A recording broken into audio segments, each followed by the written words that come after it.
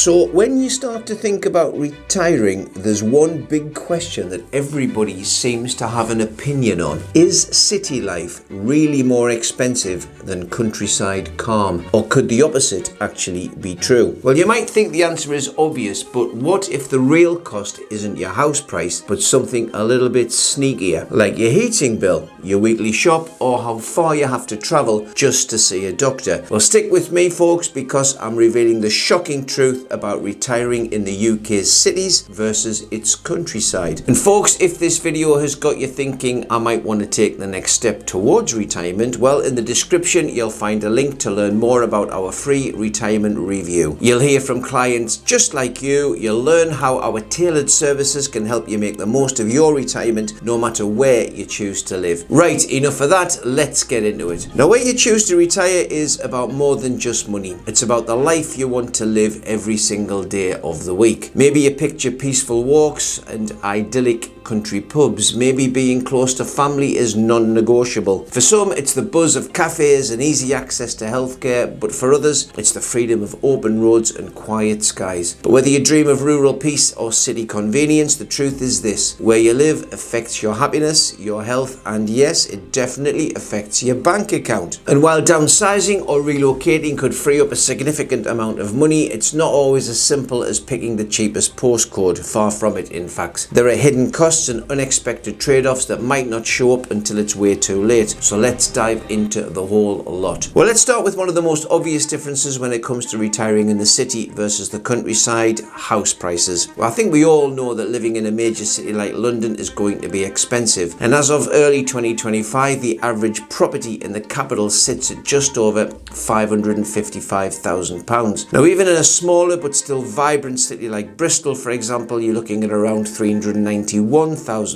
That's according to the latest figures from Rightmove and the UK House Price Index. Now, that price tag comes with benefits, of course. You've got excellent transport links, you've got top-tier healthcare access, brilliant entertainment, and of course, convenience. Everything's on your doorstep. But it also means that you're paying a premium to stay close to that action. Now, compare that with some of the UK's more rural areas. Now, in Northumberland, for example, and that's where I live, the average house costs around £201,000, and in Shropshire, it's about £278,000. Now, both are significantly more affordable than most cities, and if you already own a home in an urban area, moving somewhere quieter and cheaper could potentially free up hundreds of thousands of pounds. Now, that could absolutely transform your retirement if it makes sense for your situation, and of course that does depend. If you've already paid off your mortgage, well, downsizing can feel like a smart move. Suddenly you've unlocked hundreds of thousands of pounds that were just sitting in bricks and mortar that you maybe didn't really need. That kind of cash could fund travel, hobbies, a more comfortable lifestyle even, or simply offer peace of mind in uncertain times. But selling up and relocating isn't free. You're going to have to think about estate agency fees, solicitors' costs, stamp duty, removal expenses, and potentially renovation costs if the new home needs work. So altogether, that could easily add up to tens of thousands of pounds. Then there's the emotional cost, of course. You've got to think about leaving behind your familiar streets, your neighbours, and maybe even moving far away from your family. Downsizing sounds simple, but it's not always a clean financial win. In fact, if your current home is mortgage-free and well located and suits your lifestyle, the savings from moving might not outweigh the costs of starting over somewhere new, financial and emotional. That's why this decision isn't just about house prices on paper. It's about what those numbers really do mean for your retirement, your freedom, your stress, and your future. And even if the house is cheaper, the lifestyle might not be, because rural living brings its own set of hidden costs, ones that often catch people way off guard. Let's explore those next. So on the surface, moving to the countryside seems like a clear financial win. Cheaper homes, more space, a slower pace. But once you settle in, the real costs do start to emerge, and they're not always what people expect. For example, you've got groceries. Now, many assume food is cheaper outside the city, but that's not always true. In fact, it's often the opposite. Urban areas do tend to have more competition. Think big supermarkets, discount chains, and weekly deals, which of course helps to keep the price down. Now, in rural areas where there might only be one or two shops nearby, prices can be noticeably higher. A typical household of two in an urban area might spend £62 a week on groceries. That's based on recent ONS data. But in the countryside, that very same basket of goods will cost more. A loaf of white bread averages £1.12, a dozen eggs about £2.96. But in more remote areas, you're talking about local shops that charge up to 20% more for those simple staples. That's really just down to transport costs and lack of competition. It's not just food either, folks. Then you've got to think about heating, because that can be another big one. Many rural homes are older, they're less insulated, and they're not connected to mains gas. Instead, they might rely on oil tanks or bottled gas or electric heating, all of which can be more expensive to run. Depending on the property, heating costs could be £1,500 to £2,000 more per year than for a modern, energy efficient city flat. And don't forget transport as well. If you're moving to a village or hamlet with little or no public transport, a car probably isn't optional, it's going to be essential. That means more fuel, more maintenance, higher insurance premiums, and it all adds up. In fact, rural residents can spend £150 to £200 more per month on transport than people in cities, where buses, trains and cycling lanes reduce the need for a car. But here's where it gets personal, because it's not the same for everybody. One of my clients who'd spent years living in central London recently relocated with his partner to a 2-bedroom cottage in Northumberland. The move was about being closer to her family, which were up our neck of the woods, but also about slowing down and simplifying life. At first, he expected his bills to drop across the board, but what he found was a bit more nuanced than that. Grocery costs stayed about the same.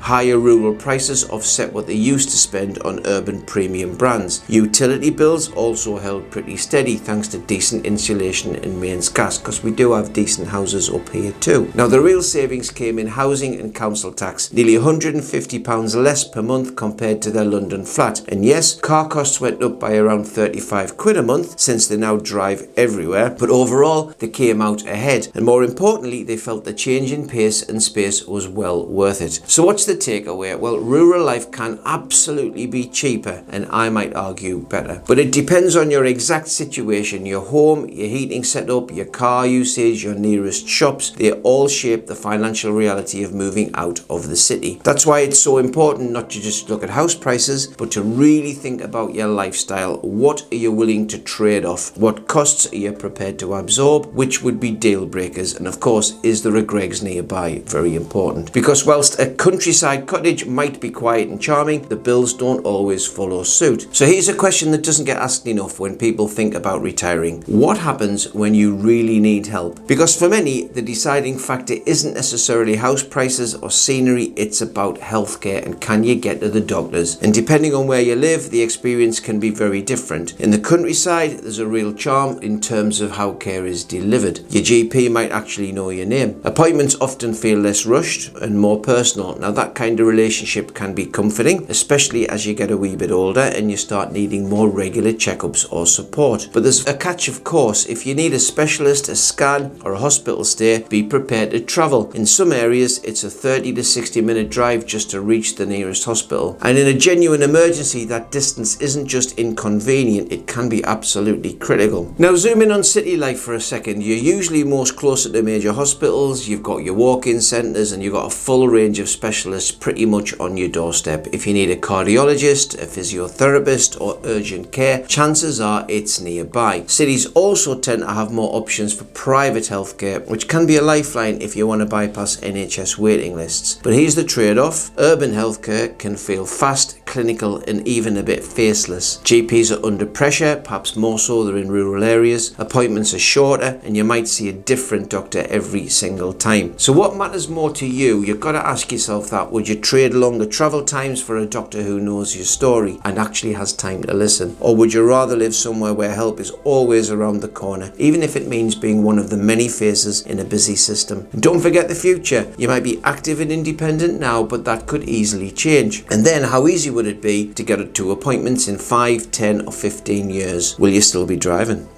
Will help still be close at hand? Healthcare might not be the most exciting part of your retirement plan, but it could be the most important. Because when it really counts, access to care is not a luxury, it's peace of mind, and it's essential, and it can make all the difference between a retirement that feels free and safe and one that feels particularly fragile. So let's get real for a moment. Retirement isn't just about numbers, it's about the moments that don't have a price tag. The hugs, the laughter, the everyday memories that you make with the people that you love. Ask yourself, how often do you want to see your family? Do you want to be the grandparent who pops over for a cup of tea on a Tuesday afternoon? Or do you want to be somebody who only catches up over holidays with months in between? Moving to the countryside might save you money on your home and bills, but if it means being hours away from your kids and your grandkids or your close friends, well, what's the real cost of that? Those spontaneous visits, those quick chats over the fence, a cup of coffee in a local cafe, Sunday roasts, they might become rare instead of routine. On the flip side, your new place could become the heart of family life, the spot everybody wants to come back to for celebrations, for holidays, and just for lazy weekends. A place where your door's always open, the kettle's always on. And when it comes down to it, retirement is about connection, in my opinion. It's not just about finances. It's about choosing the kind of relationships you want to nurture and how close you want to be to the people who make you feel like life is full. Because no matter how much you save on a mortgage, time with family, that's the richest thing of all,